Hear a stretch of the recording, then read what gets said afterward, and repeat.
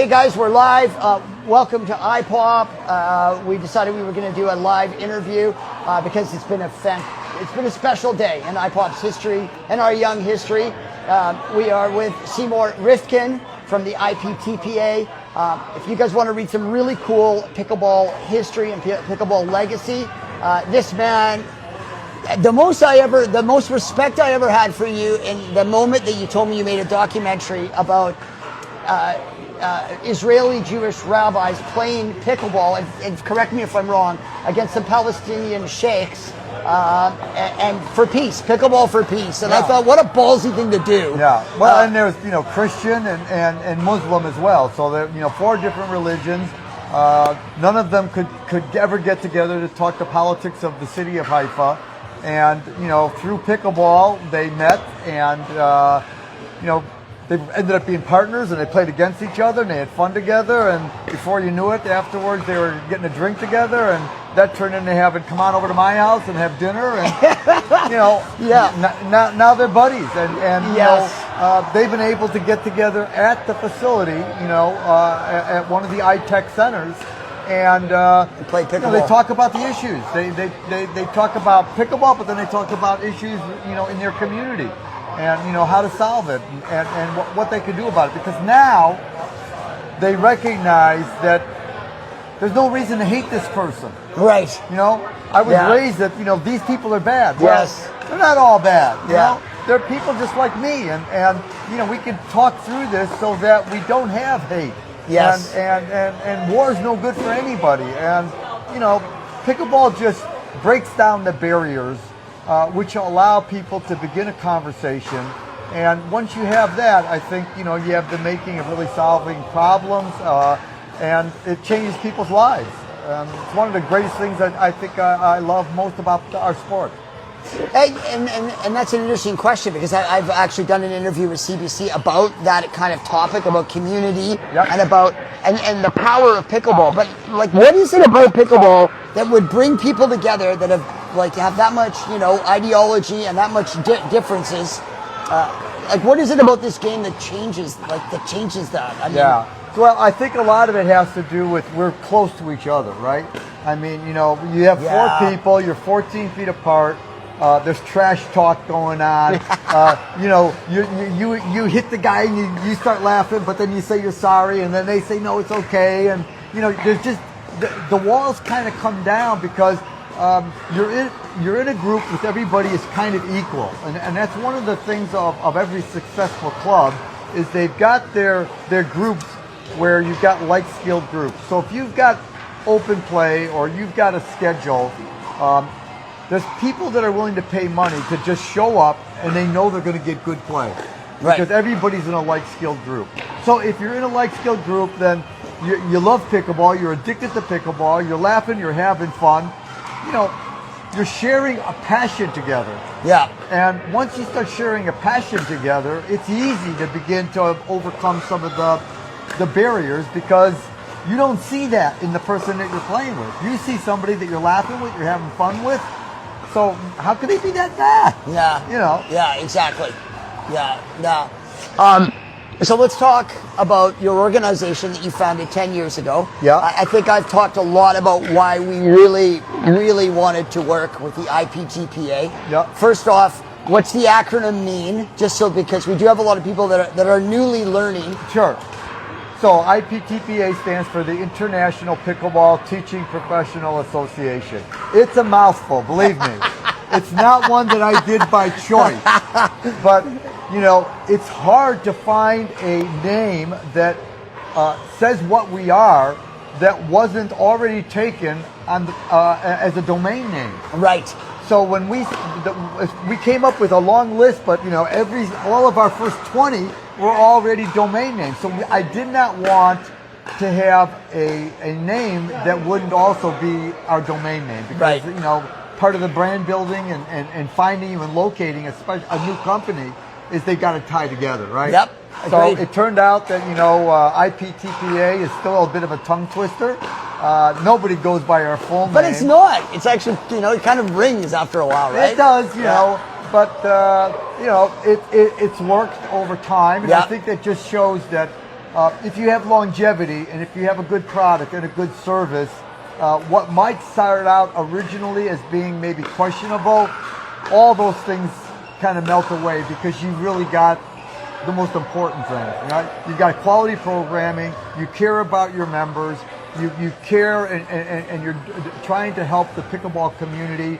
And, you know, we are so fortunate because at IPTPA, we really do have not just good teachers, but good people that love the game and want to give back to the community and to their students.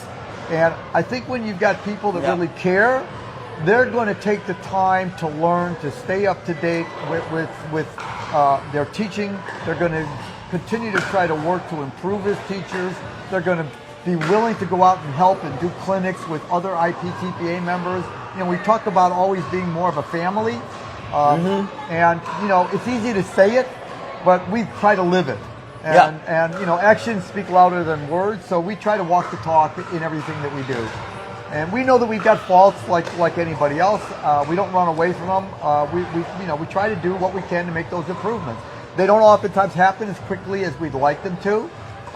You know, unfortunately or fortunately, you know, I was involved as a founder in 3 different organizations. I ran 3 of them for about 4 or 5 years at a time.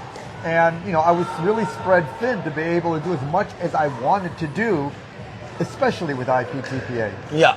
So, you know, there's nobody to turn to. I take full responsibility of that. But, you know, we're totally redoing our entire website. We're redoing our entire curriculum. A lot of this is going to be done within the next 30 to 45 days.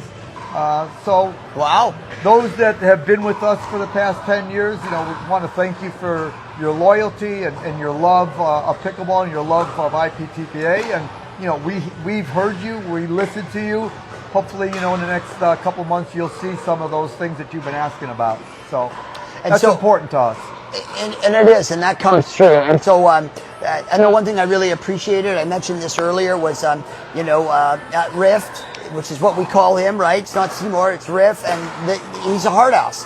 He told us straight off, I'm not just gonna, just because you've got a pulse, you're not rolling in here and getting certified, right? And he straight off explained that to our group. We had 24 coach or players that either are aspiring to become a coach or they're already coaches in other programs, and they've felt, and part of it is IPOP pushing that agenda that we wanted to have the best organization in here. And when I looked and did our research and joined by Moaz, there was no doubt that that you guys were it. And so what I liked is the fact that it was international, the fact that it was accountable, the fact that it wasn't easy peasy. It was actually this is actually challenging today. Like, we worked hard to get where we were today, and we still have an exam to go, right?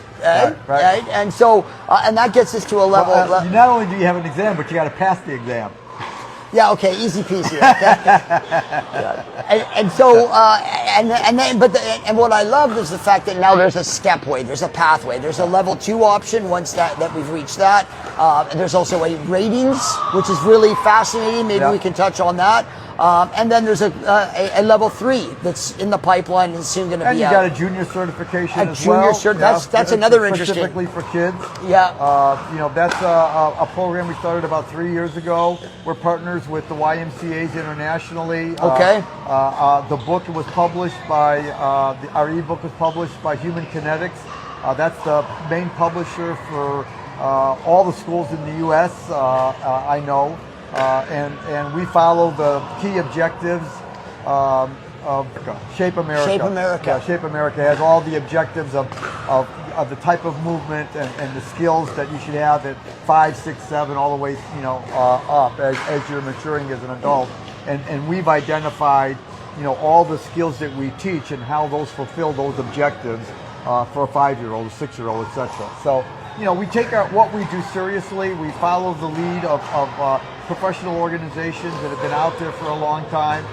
And I think that's why we've earned the respect of, coaches from so many other sports. I mean, elite coaches coming from tennis and golf and badminton and tennis.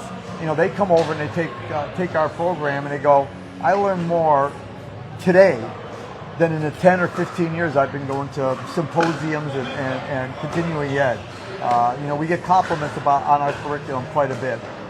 But, we spend the time to do the research and we implement those things into our curriculum. So and it's science-based. That's the other thing I appreciated as well about when I actually read through it and did the research and we actually met and vetted you. It was just like, you know what? I really love the fact that IPTPA is also involved in research. IPOP's involved in research. We didn't talk about it, but that sign behind you is BC Long. BC Long Foundation. And we actually are going to be starting a pilot research project because there's a lot of negative research out there that's being pushed by the insurance companies to up the rates.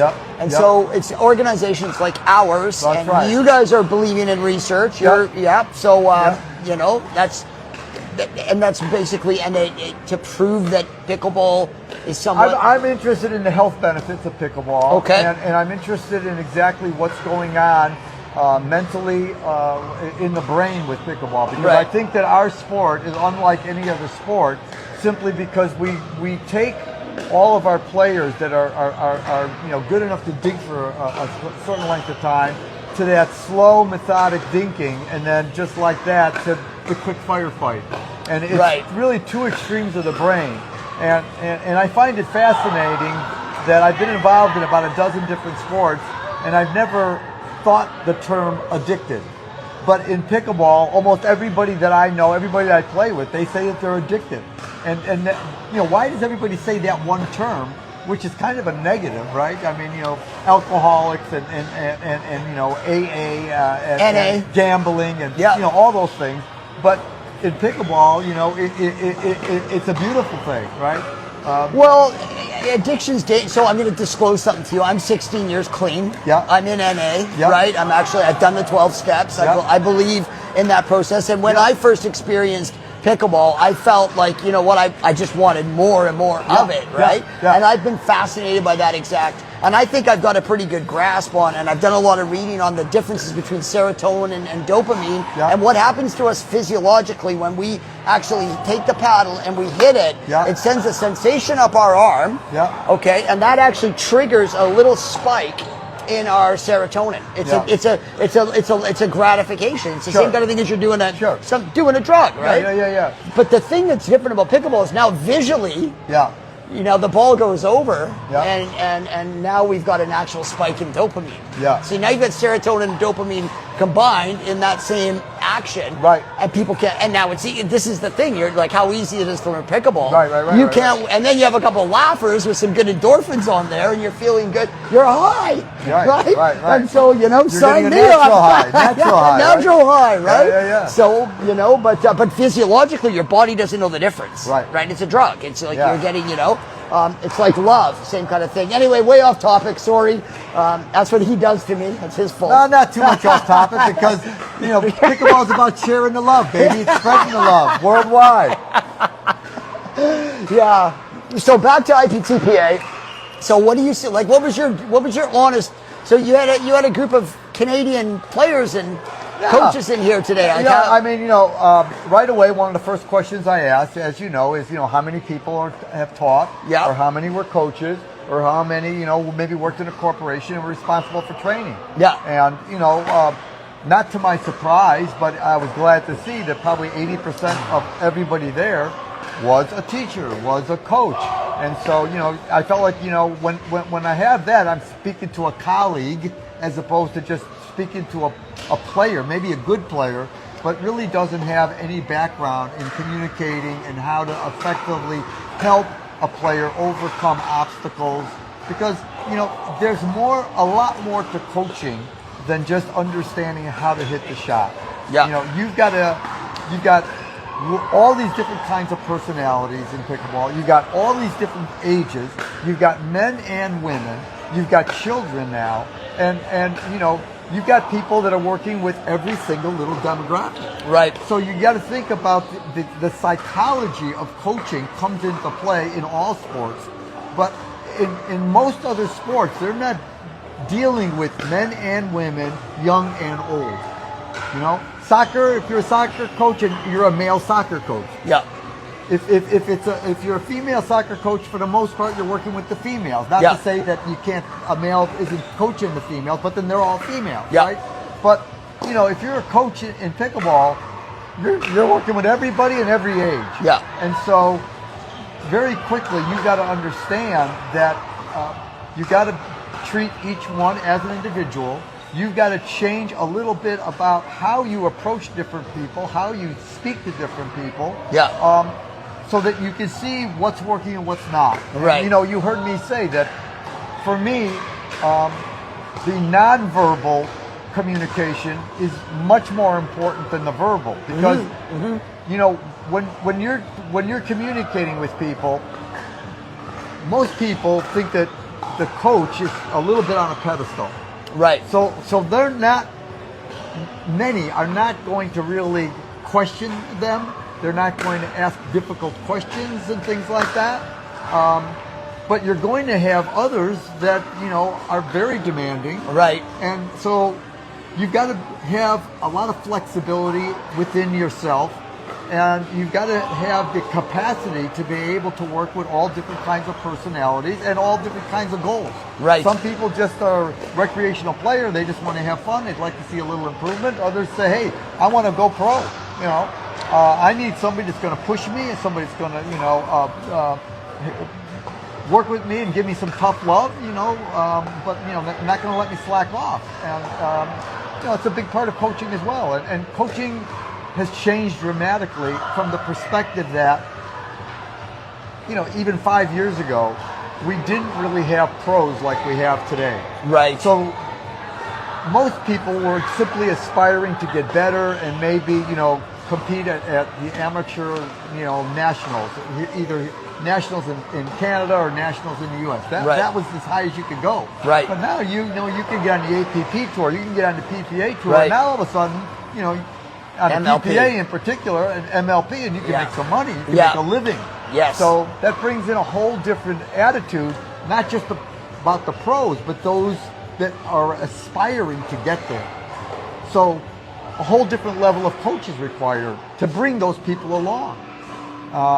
And so that's what we're looking at, at IPTPA, is kind of, developing that next type of coach that really understands all the components of being a professional coach. So it's exciting to me. I could talk for hours about this too, because where do you see technology fit into that future? Yeah, what's going to be interesting is that we're looking at AI for certain things. Okay. Honestly, I see the benefit of AI, but AI also worries me as a society. Because AI can actually mimic my voice. You could take my photo, and you could create through AI me saying things and me being in someplace, and it's not me. Right? Are you who? Yeah. So, and there's already been, videos that have been AI generated. Yeah. Showing, certain things happening in war that didn't actually happen. No, I know. And so, the technology end of it and the internet, it's opened up so many doors, and it provides learning opportunities for so many people worldwide that wouldn't otherwise be able to. So it's the beauty of the internet and it's the beauty of the technology, but there's also another side where it can be manipulated and it can be abused. And that's the part that scares me, Yeah, and I would argue that, and I'm a fairly deep observer, and what I saw today happening was without that interaction, and people are individuals, right? So I don't know, could you have whatever the AI form would be, or maybe in 20 years or 10 years, maybe it's a robot, it's an AI robot. Would that be able to simulate what you pulled off today, and being able to understand through experience and emotion and how to pull out some of the players that went through some struggles? Right. I saw to try to you were able to assess it really quickly, calm them, and work them through the process so that they still came out of it feeling good about what they had learned, right? We would never go to the extent where everything would be online, AI, or anything else. Right. I am 100% into face-to-face interaction. The coach, the individual that is helping the coaches, they need to be on the court with the coach, doing all the things that you just indicated. You know, having a video doesn't cut it. Just having it on the internet doesn't cut it. I mean, as far as I'm concerned, that's just the quicker way to be able to reach more people and make more money. Fair. And you know, there's aspects of it that I think you can use, but it can't be a substitute for the in-person type of relationship and on-court work that you guys experienced this afternoon. We sure did. Yeah. So. Okay, so before this has been, I honestly I thought we'd do 5 minutes, but I mean it's been such great. I just really love it. I could talk with you for hours, to be honest, on the future of pickleball. There's so many bigger topics, and so like I'd like to do a podcast in the future with you, or a video. Yeah, of course, cast. I'd be happy to. Yeah, because I think there's lots to talk about. But what I do want to say is today, what I really loved was the methodology of IPTPA. I love that I've come away now, and I am a certified coach, and I'm not going to name the organizations, but I am. This today was next level and made me think a lot differently. Some of it other programs have as well, or tried to do as well. But what I loved was the methodology. And if I can maybe talk about idea, or is that? No, I mean it's not. You could certainly talk about it. We don't hide it. I mean it's just we just came away with a tool on how to organize a lesson plan with a coaching strategy, and my goal with IPTPA was to be able to actually have it regularly. I think that we have a problem in Canada, and especially in this area with coaches. We have a national organization that really works hard but cannot handle it because of being out east. And I wanted IPOP to be able to have work with a group that was going to be able to host level 1 and level 2 programming for us every month. And we were going to be able to start certifying coaches to handle the growth of pickleball. I'm concerned that we don't have the youth getting coached properly with the infrastructure, so that when it comes to the Olympics, which is coming, that there is a podium and it's only American and maybe Chinese players, and Canada's not represented, and that to me keeps me up at night at times. So I don't blame you. You're patriotic to your country, and you should be. So I don't know if there's, like I said, we could talk for hours. What I learned today was epic. We're going to be doing another level 1 probably in about 6 to 8 weeks. You're going to see the announcements come out.